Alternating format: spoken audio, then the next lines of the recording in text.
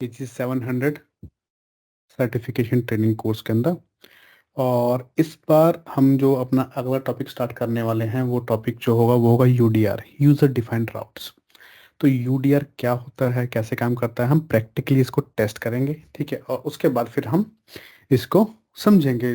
ठीक है, तो टेस्ट करने से पहले, प्रैक्टिकल लैब में जाने से पहले हम इसको समझ लेते हैं काम कैसे करता है। तो अभी सपोज करो हमको देख अभी मानना है, क्योंकि जब भी कोई हम लैब टेस्ट करते हैं तो पहले हम अपना स्टैडियो एज्यूम करके चल रहे होते हैं कि हम क्या करने वाले हैं, हमें पता होना चाहिए, है ना। तो एक वीनेट है, उस वीनेट के अंदर हमारे पास दो सबनेट्स हैं अभी फिलहाल के लिए, पब्लिक सबनेट है, प्राइवेट सबनेट है। तो अगर मैं वीनेट में अभी मैंने कोई फ्लो या ट्रैफिक फ्लो या एनएसजी ये मैंने कुछ भी कस्टमाइज नहीं किया है, तो डिफॉल्ट जो एनएसजी रूल होते हैं वही लगे हुए हैं। तो अगर मैं डिफॉल्ट रूल्स की बात करूं, तो जो डिफॉल्ट रूल्स होते हैं उनके थ्रू मुझे मिल रहा होता है सिस्टम राउट, उनको हम बोलते हैं सिस्टम राउट्स। डिफॉल्ट रूल्स को हम बोलते हैं सिस्टम राउट। एक सेकेंड, मैं इसको अगर,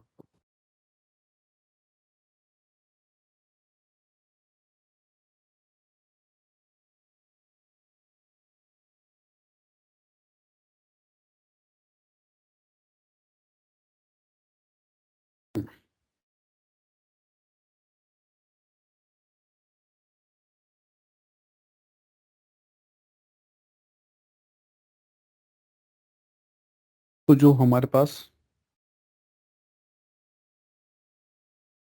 वीनेट के अंदर जो बाय डिफॉल्ट जो कनेक्टिविटी है उसको बोलते हैं डिफॉल्ट राउट,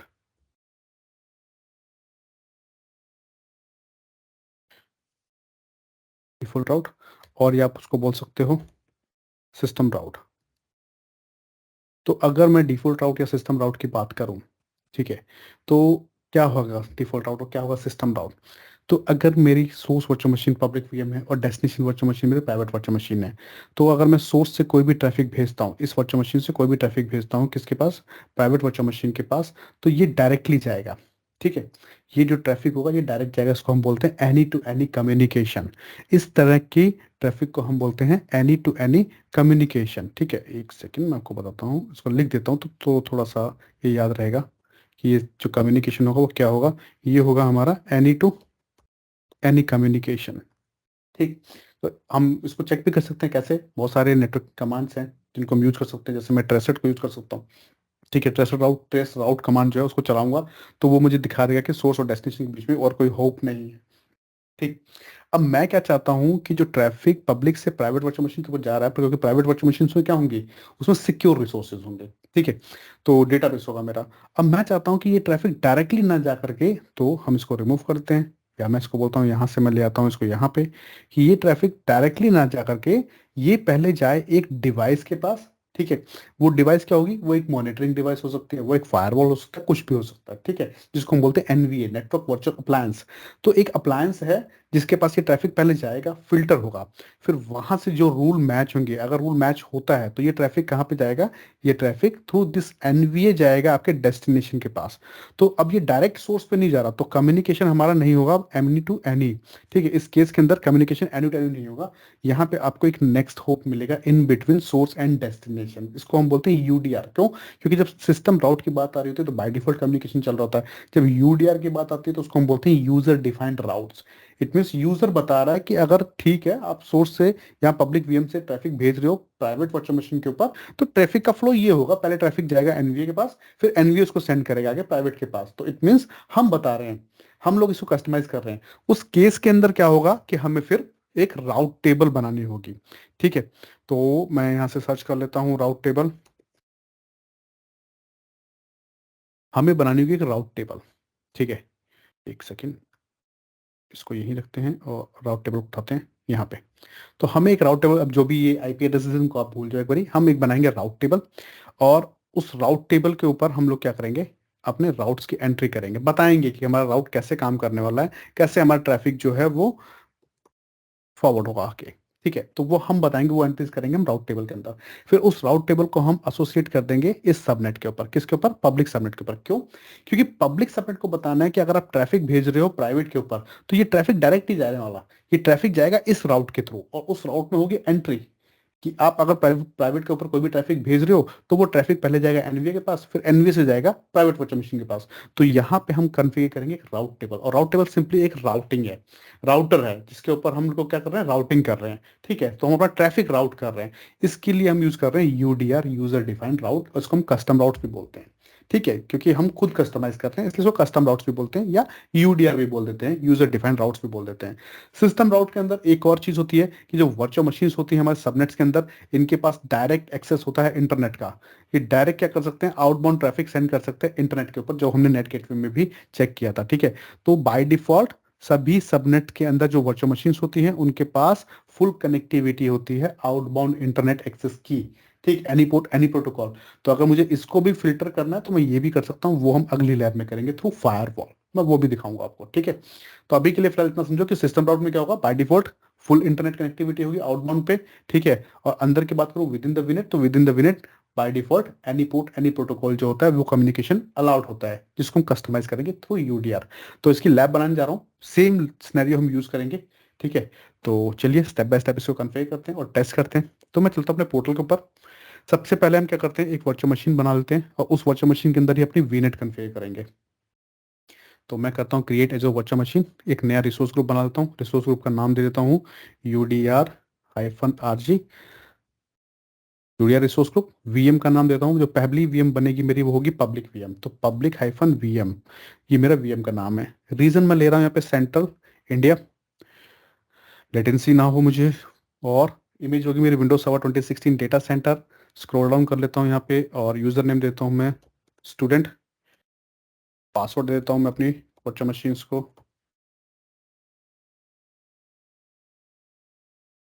ये होगी मेरी पहली वीएम। ठीक, उसके बाद हम चलते हैं नेक्स्ट डिस्क नेटवर्किंग। नेटवर्किंग पे मैं यहाँ पे कस्टमाइज कर देता हूँ अपनी वीनेट को। सो क्रिएट न्यू पे क्लिक करना, आप पॉपअप ओपन हो जाएगा राइट हैंड साइड में, जहाँ से आपको कस्टमाइज कर सकते हो अपनी वीनेट को। तो वीनेट का नाम देता हूँ मैं UDR-VNet, हाँ मीनिंगफुल नेम देते हैं। एड्रेस रेंज मैं सेम ही लेके चल रहा हूँ। पहला सबनेट का जो नाम होगा मेरा वो होगा पब्लिक, तो मैं इसको चेंज कर देता हूँ। एड्रेस रेंज सेम ही रखते हैं 10.0.0.0/24। देन सेकंड सबनेट जो होगा वो होगा मेरा प्राइवेट, और उसका जो नाम हम रखते हैं, सॉरी एड्रेस जो देते हैं 10.0.1.0/24 रखते हैं एड्रेस। फिर तो थर्ड सबनेट होगा, उसको मैं नाम देता हूँ NVA, और एड्रेस देते हैं 10.0.2.0/24। तो सबनेट चेक कर लो आप, 10.0.0.0/24, 10.0.1.0/24, 10.0.2.0/24, तीन सबनेट्स हैं हमारे पास। आगे भी हम अगली लैब्स के अंदर सेम सिनेरियो यूज करने वाले हैं, तो अगली लैब्स के अंदर भी हम कुछ सबनेट्स ऐड करेंगे, जिसमें मैं आपको बताने वाला हूँ एज योर फायरवॉल, और आपको बताने वाला हूँ as your best and host. ठीक है, तो अभी के लिए मैं इसको ओके कर रहा हूँ, बाद में मैं दिखाऊंगा जब हम इसको अगली लैब करेंगे तो हम सबनेट ऐड करेंगे, कैसे ऐड करेंगे वो दिखा दूंगा आपको उसी टाइम पे। ओके करते हैं। अब जैसे आप ओके करोगे ना, ये एक चीज़ का ध्यान रखना है, अगर आप लोग लैब परफॉर्म कर रहे हो तो ऐसा नहीं कि आपने जहाँ से वीनेट बनाए, सबनेट ऐड किए और आप यहाँ पे रिव्यू क्रिएट कर दोगे, नहीं। ऐसा करोगे तो बाय डिफॉल्ट जो पब्लिक वेब, क्योंकि आपको कंफ्यूजन होगी, क्योंकि मैंने नाम दे रखा है वर्चुअल मशीन को पब्लिक, बट सबनेट ये बाय डिफॉल्ट उठाया कौन सा, एनवीए। तो पब्लिक वर्चुअल मशीन किस में डिप्लॉय हो जाएगी, एनवीए के अंदर, फिर हमारा आएगा कनेक्टिविटी इशू। ठीक, तो लैब नहीं होगी आपकी परफॉर्म। तो यहाँ से जरूर क्रॉस चेक करना कि सबनेट कौन सा सिलेक्टेड है। तो पब्लिक वीएम जो है वो हमें पब्लिक सबनेट में ही डिप्लॉय करनी है, उसका रिव्यू एंड क्रिएट कर देना, और इस डिप्लॉयमेंट का वेट करना है, क्योंकि आपका वीनेट और सबनेट्स इस डिप्लॉयमेंट में बनेंगे, तभी हम नेक्स्ट वर्चुअल मशीन की डिप्लॉयमेंट स्टार्ट करेंगे। तो मैं इसको करता हूँ क्रिएट पे क्लिक। अब इसको वेट कर लेते हैं, तो ये कुछ सेकंड्स लेगा डिप्लॉय होते हुए। जैसे ये डिप्लॉयमेंट कंप्लीट हो जाएगी तो हम अपनी बाकी की जो दोनों वर्चुअल मशीन्स हैं उनको भी क्रिएट करेंगे।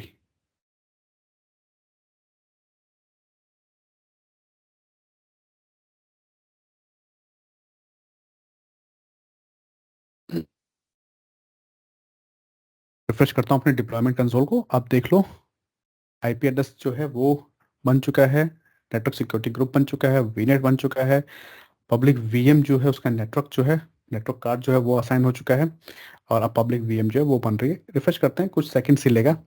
तो अब हम स्टार्ट कर सकते हैं सेकंड वर्चुअल मशीन की डिप्लॉयमेंट, क्योंकि मेरा वीनेट बन चुका है।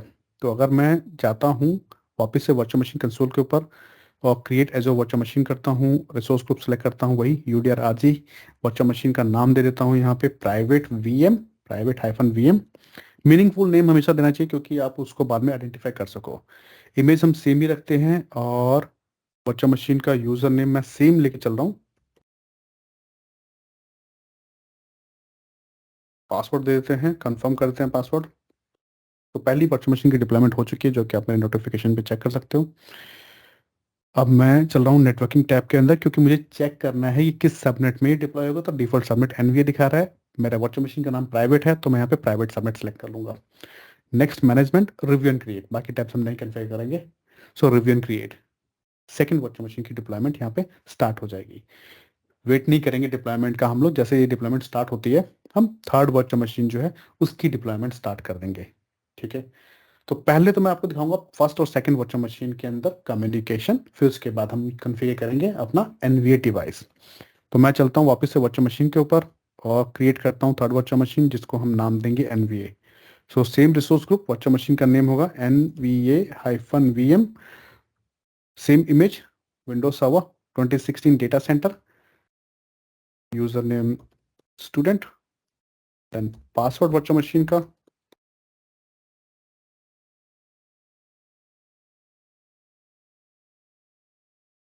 नेक्स्ट चलो नेटवर्किंग टैब पे। तो बाय डिफॉल्ट ये एनवीए ही उठाने वाला है सबनेट, तो और वर्चुअल मशीन का नाम भी एनवीए है। रिव्यू एंड क्रिएट कर दो।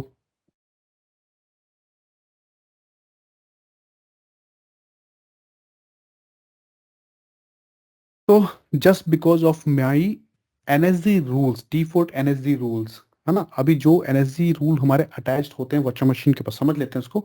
मैंने वैसे तो एनएसजी रूल आपको पहले भी क्लियर किया हुआ है, बताया हुआ है, एक बार फिर से बता देता हूँ कि अगर मैं पब्लिक वीएम को ओपन करता हूँ और उसके नेटवर्किंग टैब पे जाता हूँ तो फायरवॉल एसोसिएट होगा। यहाँ पे डिफॉल्ट रूल देखो, जो पहला डिफॉल्ट रूल है ना यही, अलाउ वीनेट इनबाउंड। सो वीनेट के अंदर जो इनबाउंड कनेक्शन होता है उसको अलाउ करें, any port any protocol, word source क्या होगा वर्चुअल नेटवर्क होगा, डेस्टिनेशन क्या होगा वर्चुअल नेटवर्क होगा। मैटर नहीं करता है कि मेरे वर्चुअल नेटवर्क में कितने सबनेट्स हैं। ठीक है, हर सबनेट के अंदर क्या होगा, वर्चुअल मशीन्स होंगी, वो सभी की सभी virtual machines with in the वीनेट आपस में एक दूसरे के साथ कम्युनिकेट करेंगी बाय डिफॉल्ट।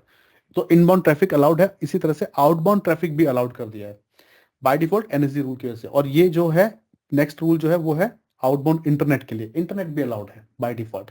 ठीक है, तो इसी को बोलते हैं सिस्टम राउट। तो सबसे पहला काम मैं कर रहा हूं अपने पब्लिक वीएम को कनेक्ट। तो आरडीपी ले लेता हूं पब्लिक वीएम का और उसको सेव कर लेता हूं, फिर उस तरह से कनेक्ट कर लेता हूं पहले पब्लिक वीएम को।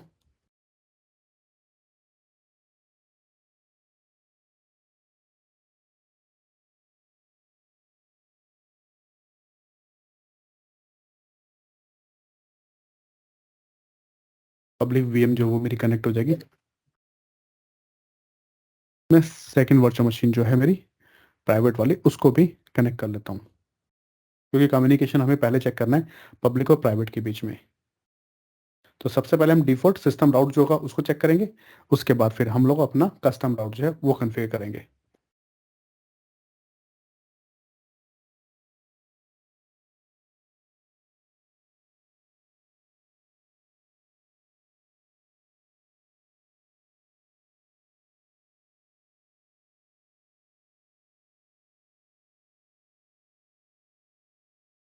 तो पब्लिक और प्राइवेट दोनों वर्चुअल मशीन्स जो हैं वो मेरी कनेक्टेड हैं।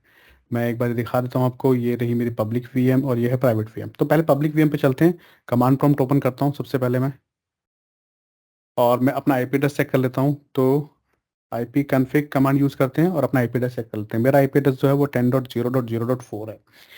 अब मैं क्या करता हूँ, प्राइवेट वर्चुअल मशीन का आईपी एड्रेस चेक करता हूँ। तो प्राइवेट वीएम पे चलते हैं, कमांड प्रॉम्प्ट ओपन कर लेते हैं और आईपी कन्फिग कमांड टाइप करते हैं। प्राइवेट वर्चुअल मशीन का आईपी एड्रेस है 10.0.1.4। ठीक, तो पिंग करके देखते हैं पहले। तो मैं यहाँ से पिंग करता हूँ 10.0.1.4। अभी मैं हूँ पब्लिक वर्चुअल मशीन के ऊपर और मैं रिक्वेस्ट सेंड कर रहा हूँ, किसको पिंग रिक्वेस्ट सेंड कर रहा हूँ, प्राइवेट वीएम को। एंटर करते हैं, बाय डिफॉल्ट रिप्लाई नहीं आता। क्यों नहीं आता वो सबको पता है, क्योंकि ये एक विंडोज सर्वर ऑपरेटिंग सिस्टम है। बाय डिफॉल्ट जो ऑपरेटिंग सिस्टम की फायरवॉल जो होती है वो ओपन होती है, उसकी वजह से क्या होता है ट्रैफिक आपका डिसेबल होता है। तो मैं वो भी बताता हूँ कैसे आप उसको इनेबल करोगे। तो मैं यहाँ पे टाइप करता हूँ firewall.cpl कमांड और लेफ्ट हैंड साइड में आप देखो एडवांस सेटिंग्स आ जाएगी फायरवॉल की, उस पर क्लिक कर देना। फिर उसके बाद आपके पास आ जाएगा inbound and outbound traffic. Inbound rule को सेलेक्ट करना लेफ्ट हैंड साइड से, और सेंटर के अंदर कोई भी रूल सेलेक्ट करके अपने कीबोर्ड से एफ की प्रेस करना। पहला रूल जो आ रहा है, file and printer sharing echo request ICMP V4, इसको इनेबल कर देना। ये आपका इनबाउंड ट्रैफिक इनेबल कर देगा आईसीएमपी ट्रैफिक के लिए। इसी तरह से आउटबाउंड में भी सेम ही काम करना है, सेम रूल को हमें इनेबल करना आउटबाउंड में भी। ये मैंने पहली वर्चुअल मशीन के लिए किया, पब्लिक वाली के लिए। सिमिलरली अभी मुझको प्राइवेट पे भी करना होगा, तो दोनों साइड में ही मेरा इनबाउंड एंड आउटबाउंड ट्रैफिक मैं इनेबल कर देता हूँ। सॉरी, firewall.com लिख दिया। सो firewall.cpl कमांड है, लेफ्ट हैंड साइड में एडवांस सेटिंग्स, फिर सेलेक्ट करना है इनबाउंड रूल, नेक्स्ट पॉपअप में, और सेंटर में कोई भी रूल सेलेक्ट करके एफ की और राइट क्लिक पहले रूल के ऊपर, इनेबल कर दो उस रूल को। फिर आउटबाउंड प्रेस एफ की, पहला रूल इनेबल कर दो। जैसे ये रूल इनेबल हो जाएगा, आपका इंटरनल कम्युनिकेशन जो है आपको रिप्लाई आना शुरू हो जाएगा। तो अभी मैं प्राइवेट वर्चुअल मशीन पे हूँ, मैं पिंग करता हूँ पब्लिक को। सो 10.0.0.4, ठीक, मेरा आईपी एड्रेस कितना है, 10.0.1.4। देख लेते हैं, अभी रिप्लाई आ जाएगा आपको पब्लिक से। तो देखो रिप्लाई स्टार्ट हो गया। इसी तरह से अगर मैं पब्लिक पे चलूँ और फिर से कमांड लगाता हूँ पिंग, तो मेरे को रिप्लाई आना शुरू हो गया। तो ठीक है, मतलब कनेक्टिविटी है दोनों वर्चुअल मशीन के अंदर। अब हम रन करते हैं क्या, रिसर्ट कमांड को चेक करने के लिए कि कौन सा कम्युनिकेशन है, कोई नेक्स्ट होप है इन दोनों के बीच में, कोई राउटर है इन दोनों के बीच में, या डायरेक्ट कम्युनिकेशन हो रहा है, एनी टाइम ही हो रहा है। तो उसके लिए हम करते हैं ट्रेसर्ट कमांड का use. Reset then space remote system का आईपी एड्रेस, जो कि हमारे केस में होगा 1.4। मैं पब्लिक वर्चुअल मशीन पे हूँ, तो प्रेस एंटर। यहाँ पे देखो एक ही होप है जो कि डायरेक्ट वो सर्वर है, ठीक है, रिमोट सर्वर है। तो डायरेक्ट रिमोट सर्वर है, वही हमारा नेक्स्ट होप है, क्या कनेक्टेड है डायरेक्टली। तो इसके बीच में, सोर्स और डेस्टिनेशन के बीच में कोई भी सर्वर नहीं है। चलो, तो अब हम क्या करेंगे, थर्ड वीएम पे चलते हैं और उसको हम एज अ राउटर कन्फिगर करते हैं। तो कैसे कन्फिगर करेंगे, शुरू से बताऊंगा आपको, और इंटरेस्टिंग लैब होने वाली है। तो मैं पहले कनेक्ट करता हूं अपनी एनवीए वाली वर्चुअल मशीन को, क्योंकि इसको हमको एज अ राउटर कन्फिगर करना होगा, सेटअप करना होगा। तो इसका आरडीपी डाउनलोड कर लेता हूं मैं, यहाँ पे कनेक्ट करते हैं।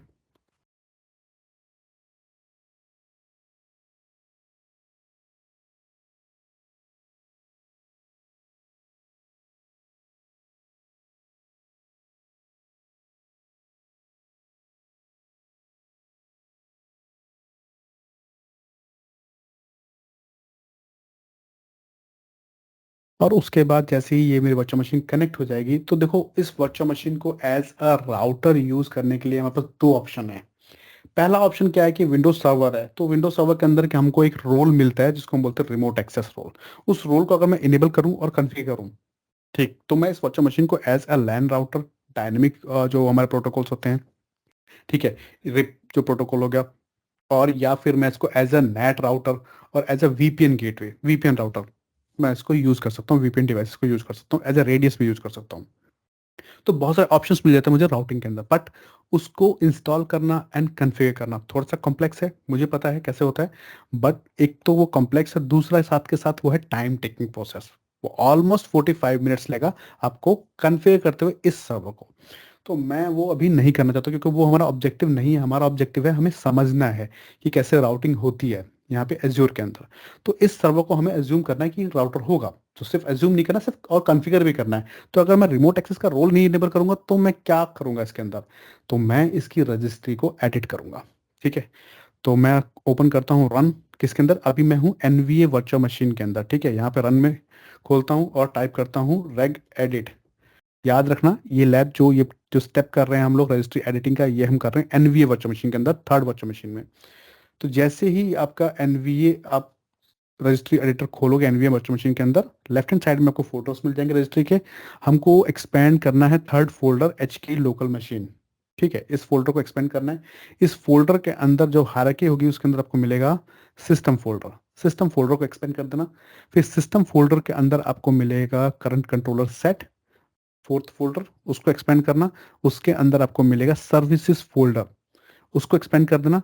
और अंडर सर्विसेज आपको मिलेगा टीसीपी आईपी फोल्डर। मैं स्क्रॉल डाउन करता हूँ, काफ़ी नीचे जाके मिलता है वो टीसीपी आईपी फोल्डर। तो उसको एक्सपेंड करना, टीसीपी आईपी के अंदर हमें मिलेगा पैरामीटर्स फोल्डर। पैरामीटर्स को सिलेक्ट करना है, एक्सपेंड नहीं करना, ध्यान रखना, सिलेक्ट करना है। जैसे आप सिलेक्ट करोगे आपको देखो यहाँ पे एक सर्विस दिखा रहा है आईपी इनेबल्ड राउटर, जो कि ऑफ है, जीरो है। तो बाइनरी में जीरो का मतलब ऑफ ही होता है, ठीक है। तो इसको हम ओपन कर देते हैं और यहाँ पे मैं जीरो की जगह कर देता हूँ वन। वैल्यू डेटा जो क्या है मैं वन कर देता हूँ और ओके कर देता हूँ। जैसे ये वन होगी इसका मतलब अब ये क्या बन गया है, ये एक आईपी राउटर बन चुका है ये सर्वर, ठीक है। रजिस्ट्री से ध्यान रखना। पाथ अगर आपको याद नहीं रहता है तो मैं बता रहा हूँ, इस स्क्रीन को पॉज कर लेना, स्क्रीनशॉट ले लेना। बॉटम में दिखा रहा है आपको पाथ कि हमने क्या पाथ यूज किया है। तो एच के लोकल मशीन, फॉलो कर लो मेरा कर्सर, एच के लोकल मशीन, उसके अंदर सिस्टम, सिस्टम के अंदर current controller set, current controller set के अंदर सर्विस, सर्विस के अंदर टीसीपी आईपी, उसके अंदर पैरामीटर्स फोल्डर, ये पाथ है इसका।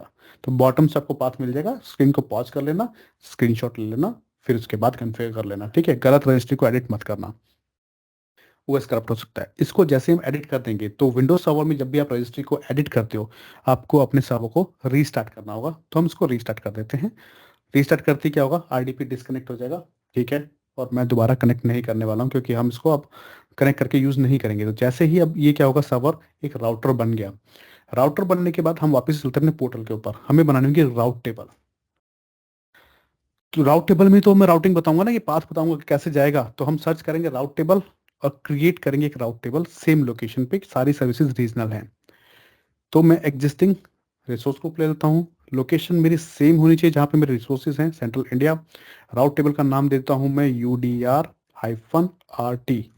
और इसको मैं, जो प्रोपेगेट राउट दिखा रहा है इसका मतलब होता है कि अगर मेरे वीनेट के साथ site to site VPN connected है तो मैं अपने राउट्स को प्रोपेगेट कर दूं ऑन प्रोमाइसिस के ऊपर भी थ्रू वीपीएन, करेक्ट। तो ये बाय डिफॉल्ट इनेबल होता है, मैं इसको रिव्यू क्रिएट कर देता हूँ यहाँ पे। और राउट टेबल तो कुछ सेकंड्स के अंदर बन जाती है आपकी। तो जैसे ही राउट टेबल बन जाएगी आप उसको टेस्ट कर रहे हैं, राउट को ऐड कर सकते हो, ठीक है। हम जैसे ही राउट ऐड करेंगे देखना कम्युनिकेशन हमारा ब्लॉक हो जाएगा, मैं दिखाऊंगा आपको। तो अभी मैं जाता हूँ राउट टेबल के ऊपर, लेफ्ट हैंड साइड के अंदर आपको दिखा रहा है राउट्स टैब। राउट्स पे हम क्लिक करते हैं, यहाँ पे मैं करता हूँ ऐड राउट। राउट नाम जो नेम है मेरा, sorry so traffic to private, एक मीनिंगफुल नेम देते हैं कि ट्रैफिक जो प्राइवेट की तरफ जा रहा है, प्राइवेट सबनेट की तरफ जा रहा है, ठीक है। उसके लिए मैंने ये राउटिंग में कर रहा हूँ यहाँ पे। फिर डेस्टिनेशन एड्रेस प्रेफिक्स क्या होगा, ड्रॉप डाउन में जाओ, हम बोल रहे हैं आईपी एड्रेस हम ले रहे हैं, ठीक है, क्योंकि विनेट की बात कर रहे हैं। अगर एज्योर के पब्लिक आईपी एड्रेस होते हम सर्विस टैग ले रहे होते। डेस्टिनेशन आईपी एड्रेसेस वहाँ पे हम देंगे प्राइवेट सबनेट का एड्रेस, जो कि होगा 10.0.1.0/24 प्राइवेट सबनेट एड्रेस। फिर नेक्स्ट होप क्या होगा, नेक्स्ट होप होगा हमारा वर्चुअल अप्लायंस। लिस्ट में सब सेलेक्ट करोगे वर्चुअल अप्लायंस, यहाँ पे आप दोगे एनवीए वर्चुअल मशीन का आईपी एड्रेस। नहीं याद है तो दिक्कत नहीं है, डुप्लीकेट टैब ओपन कर लो और क्रॉस चेक कर लो। मुझे याद है कि मेरे एनवीए वर्चुअल मशीन का आईपी एड्रेस 10.0.2.4 है। आपको नहीं याद रहता है तो आप वर्चुअल मशीन पे जाओ, एनवीवीएम को ओपन कर लो और उसका प्राइवेट आईपी एड्रेस चेक कर लो। प्राइवेट आईपी एड्रेस देना में ध्यान रखना।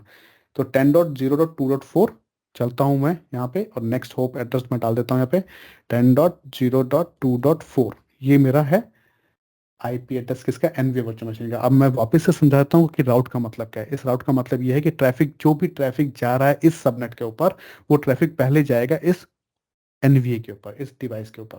तो ऐड कर देता हूँ इस राउट को। राउट तो ऐड कर दिया, बट ये राउट इंप्लीमेंट कहाँ होगा, तो उसके लिए लेफ्ट हैंड साइड के अंदर हमारे पास है सबनेट्स टैब। कि जो भी राउट मैंने बना रखा है वो राउट मेरा एसोसिएट होगा पब्लिक सबनेट के ऊपर, ठीक। क्योंकि सोर्स क्या है, पब्लिक है, डेस्टिनेशन प्राइवेट है। तो पब्लिक के ऊपर मैं बताऊंगा कि जब भी public virtual machine, public subnet की वर्चुअल मशीन कोई भी ट्रैफिक भेजेंगे प्राइवेट को, तो वो जाएगा पहले एनवीए के पास, उसके बाद जाएगा प्राइवेट वर्चुअल मशीन पे। ओके कर देता हूँ, राउट टेबल हमारी कॉन्फ़िगर्ड है। राउट टेबल कॉन्फ़िगर है, बहुत सिंपल था, ठीक है। बट इतना भी सिंपल नहीं है क्योंकि अभी हम कर रहे हैं तो सिंपल है, अभी आपको पता लग रहा तो सिंपल है। बट अगर मैं वैसे बोलता तो आप लोग सोचते रहते कि कैसे करना है इसको, है ना, और या हम लोग सोचते रहते इसको कैसे करना है। तो चलते हैं वापस से, और मैं अभी अपने आरडीपी में चलता हूँ और पब्लिक वीएम में देखता हूँ कौन सी वीएम पे कनेक्टेड हूँ। पब्लिक वीएम पे चलते हैं और पब्लिक वीएम पे अगर मैं दोबारा से करता हूँ पिंग अपनी प्राइवेट वर्चुअल मशीन को, रिप्लाई आ रहा है, ठीक है। देखो, रिक्वेस्ट टाइम आउट, मैंने बोला था ना कि रिप्लाई आना बंद हो जाएगा, पहली चीज़। अब इसके बाद अगर मैं ट्रेस आउट करता हूँ तो ट्रेस आउट, 63, तो यहाँ पे इसको अब नेक्स्ट होप नहीं मिलेगा। अब ये ऐसा क्यों हो रहा है? रिक्वेस्ट तो देखो गई हमारी किसके पास, एनवीए के पास, ठीक है, और आगे क्या है, डेस्टिनेशन नहीं मिल रहा है ना। तो यहाँ से रिक्वेस्ट तो निकल गई, कहाँ से, 10.0.0.4 से रिक्वेस्ट निकली और आपके राउटर के पास चली गई है, बट आगे डेस्टिनेशन पे नहीं जा पा रही।